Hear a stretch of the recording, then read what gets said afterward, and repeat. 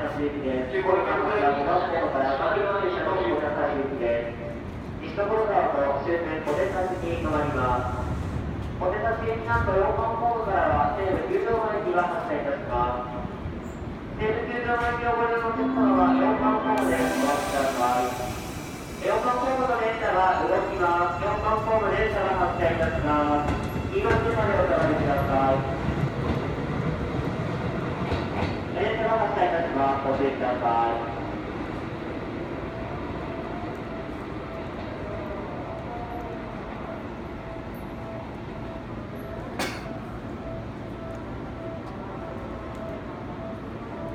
まもなく5番ホーム各駅停車小手差し行きが10両編成で参ります。電車が動いております。ご注意ください。4番ホーム電車が動いております。お下がりください。